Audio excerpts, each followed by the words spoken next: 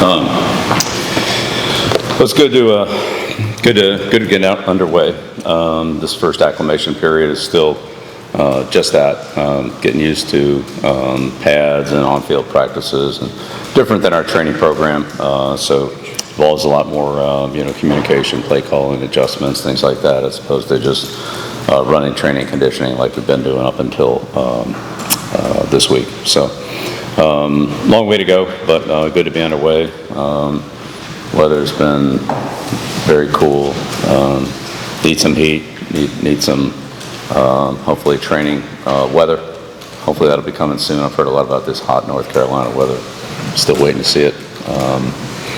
But as far as players go, again, a lot of new faces, a lot of evaluation, just trying to figure out who can do what and how we can, get our best players on the field and help them,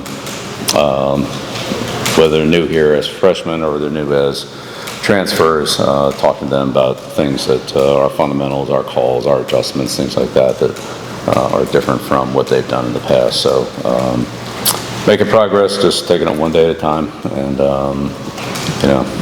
grinding it out here through training camp, which is what we need to do. This is what we need, just day after day of just good fundamentals, and just try to keep moving ahead in the right direction.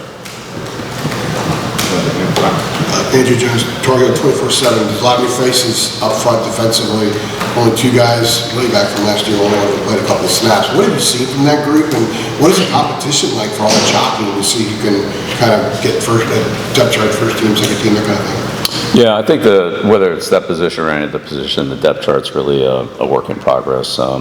Again, we're in the acclimation period. Of course, we're trying to evaluate, but we're not really able to do full practices and tackling and all that. We're still acclimating. So we're not far from that, but the teaching and the big part is so everybody knows what to do, they know how to do it, and they're ready to go out there and compete. And when the competition starts later in the week and next week, then those things will start to shape up, especially at that position.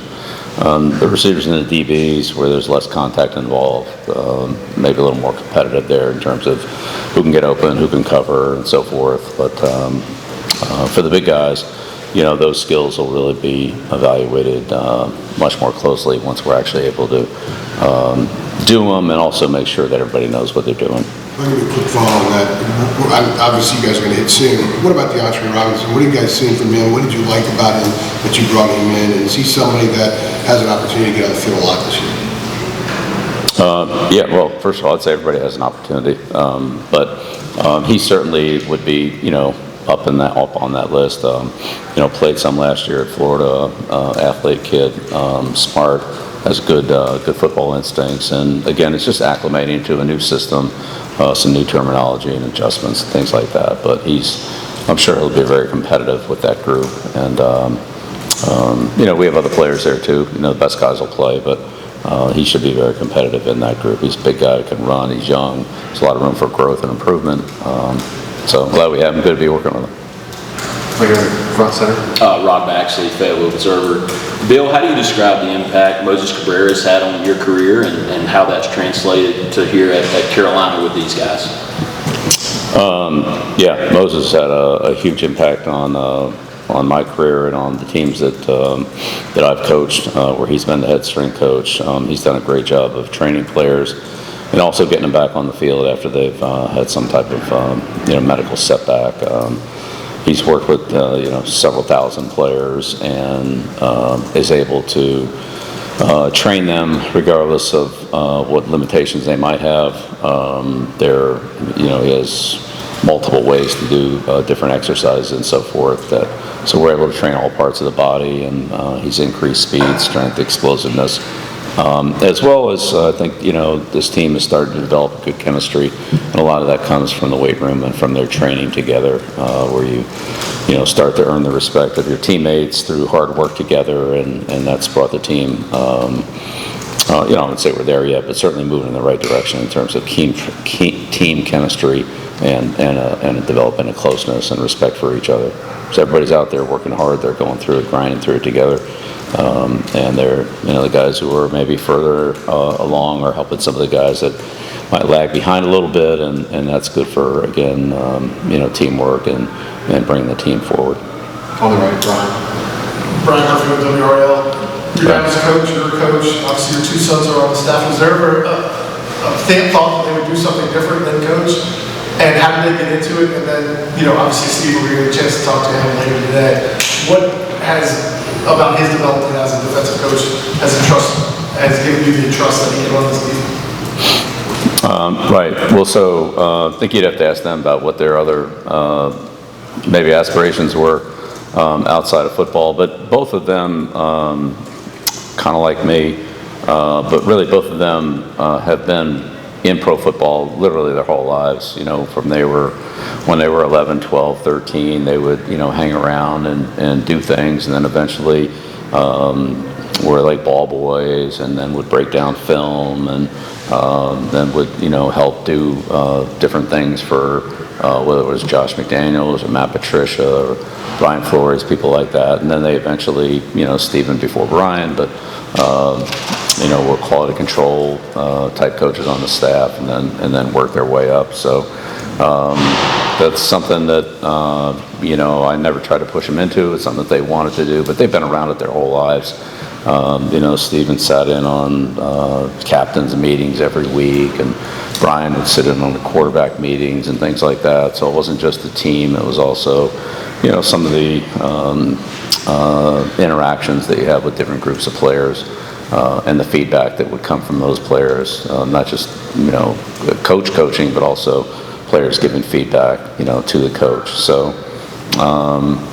I learned a lot from being around my dad. A lot of it was just from like osmosis. It's not like instruction. You just live it, and you hear things, and you start to put it together, and things like that, so forth. And I'm sure some of that was true for them. But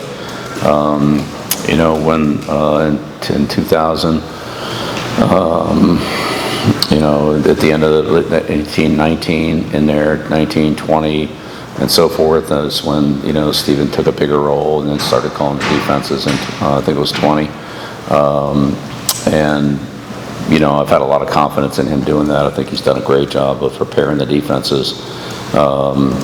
And then also, having a good feel for play calling and when to call things. It's not just what the defense is, it's kind of the timing of when to call it, how to set things up and things like that. He does a real good job of taking input from, as Brian does, taking input from the players. If they're not confident in it and they're not comfortable in it, then we probably don't want to run it. Let's find something else that we all feel, good about, and work to get the things we don't feel good about right before we actually run them. So, I think he's very in tune to what the players are comfortable with, and how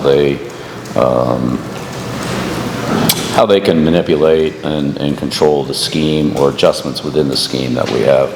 And that's a skill, one that comes with experience, but I think that's something that I learned a lot at New York from Coach Parcells when I became the defensive coordinator, is understanding what the players can do and how confident they are in doing it. And those things usually work out a lot better than some brainstorm that you as a coach have that they don't either fully understand or buy into.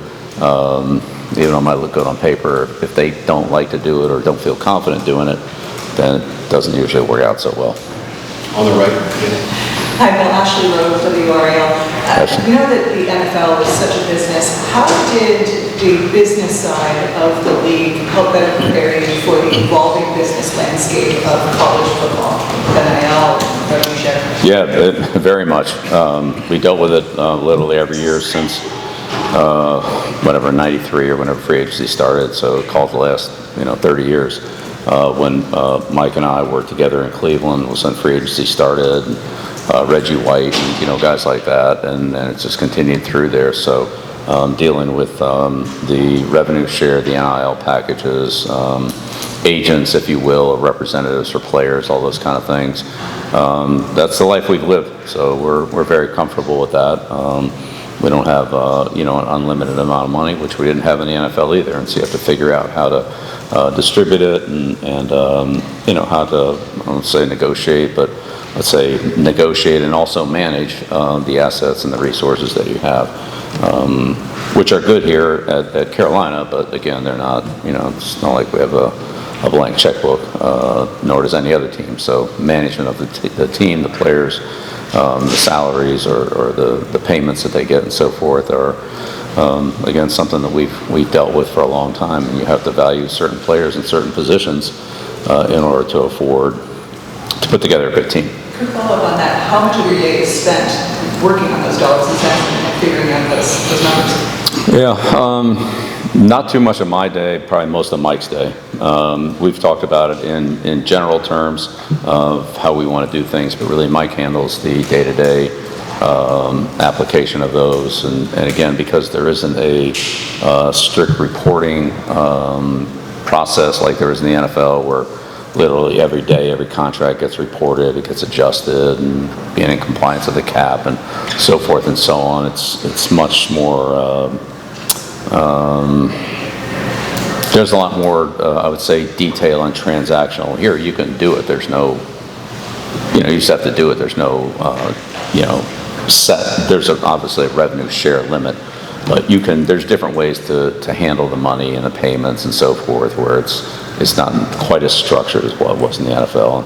So Mike's very good at that in terms of being creative and trying to work out something that works for us and works for the student athlete as well. So he's done a great job of handling that, and of course, when you deal in this type of world, you have other agents and representatives trying to do the best for the players, and you have to kind of figure out what you're comfortable with, and at some point, if players offer more somewhere else, do you want to be in that market, or do you want to let that market go and take a player from the market that you want to be in? Those type of things. Mike really does most of that.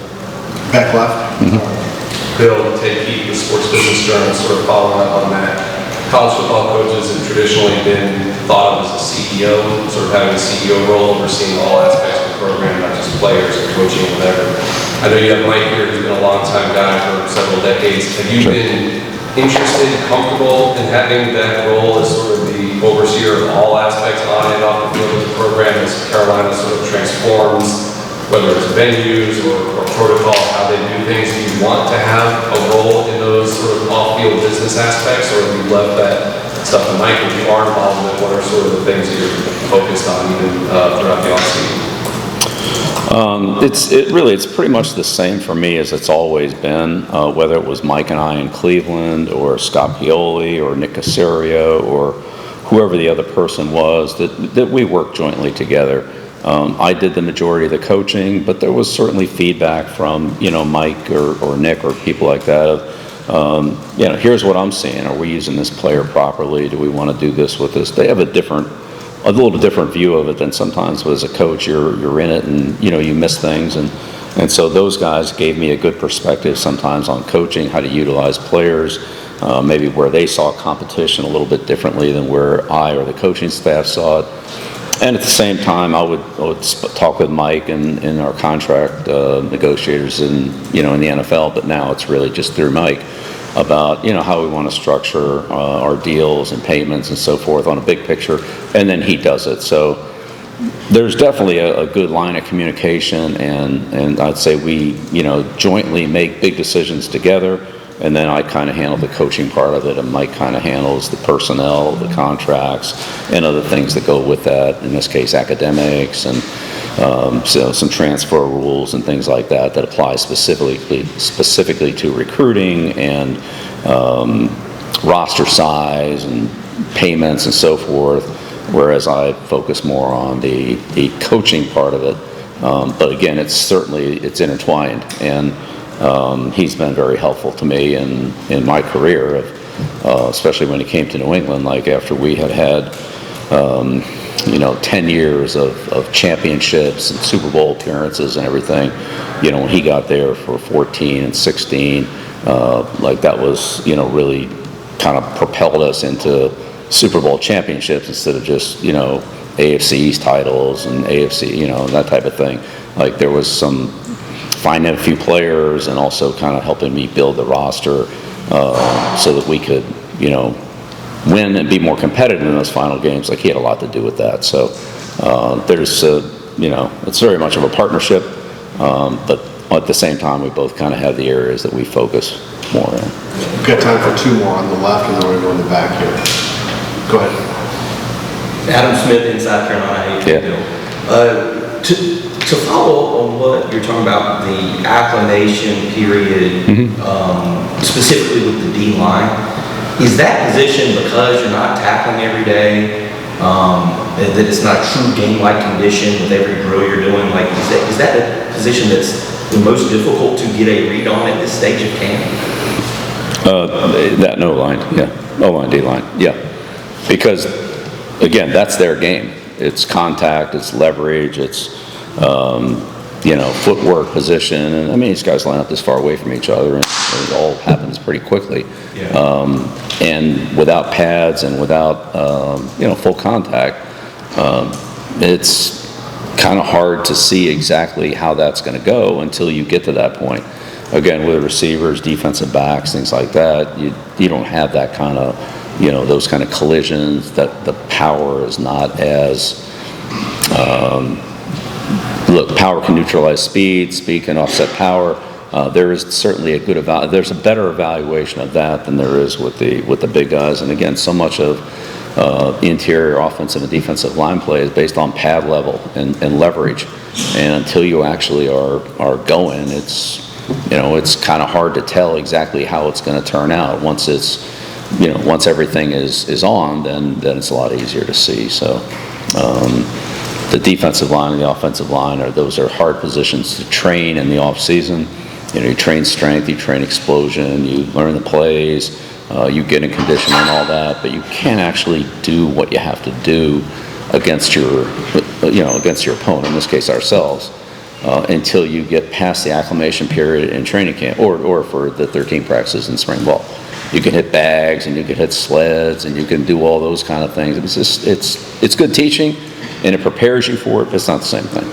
So once we get to that point, then that'll help us. And I'm sure as we go through the course of the year that, we'll continue to improve in those areas. It doesn't just stop at the end of training camp. It'll continue, literally, hopefully, every week throughout the season, that we can refine our techniques, our fundamentals, our reaction, our recognition. Again, when you line up this far away from somebody, how quickly you can react to it is the difference between, having an advantage or not having an advantage and being in a recovery position. So that initial first step, first strike, again, pad level on the contact, all those kind of things, footwork, it's a fine line between having the advantage and being in a position where you're trying to recover. And that's what we want to try to do is gain the advantage and maintain it. Last one, back middle. Kate Robinson, the 11 coach, you mentioned there's a lot of new faces, some new players. As you're in acclimation period, it's almost what you can do football-wise, but have anyone really emerged or surprised you, personality, vocal leaders, like they sound at all? I'd say it's a process, but yes, absolutely. Certainly some of the players who have more experience have more confidence, whether it be from their time here at Carolina or in some cases with other programs but have played a lot of college football, and so they're confident in what they can do and what things are going to be like. Sure, there's some newness to it, but compared to a freshman who's coming in here who's never played in a college game, has only been now in a couple of college practices, has never gone up against this type of competition, compared to in high school when they were probably they were probably better than everybody else. Well, that's not necessarily the case now. In most cases, I would say it definitely isn't the case. So you go from being the best guy to now not the best guy anymore. The emergence usually comes from the more experienced players and the players, who have the most confidence. But a lot of these guys are gaining confidence as they start to have success on the field, and so it's a little bit of a fluid situation. We'll see how it all comes out. There are certain positions, the defensive signal callers, quarterbacks, centers, guys in the middle of the field, safeties, that control the communication on the other, to the extremities. And so a lot of times they emerge as leaders because they have to communicate to get the message to people outside of the formation. So there's a natural leadership that comes with some of those positions. Some guys are, have different skills in that area. And then there's also, leadership. There's on-field leadership, and I'd say there's off-field leadership. Some players are particularly good leaders on the field in terms of, being aggressive and decisive, and on a football context, some players are good leaders off the field in terms of preparation, training, and things like that, and some are good at both. So it's also a little bit of a, what are you talking about? Are you talking about leader in the weight room, leader on the field, leader in the classroom, film study, leader in, kind of personal life, whether that be, Bible study or things like that. And so there's different forms of leadership, and they're all starting to, unfold. And we've only been doing it here a few days here, so we'll see how it all comes together. But yeah, we have a lot of players who are very capable in those areas, and I think in a way we're all kind of trying to find out exactly how I'm gonna fit and how you're gonna fit and how it's all gonna work together. It's come together in a positive way, but I'd say it hasn't been defined yet. It's a good question. It's a great question. It's interesting. You got it, Brandon. Thanks, Bill. Thank you. Do you guys start getting tomorrow? We've got special teams coordinator Mike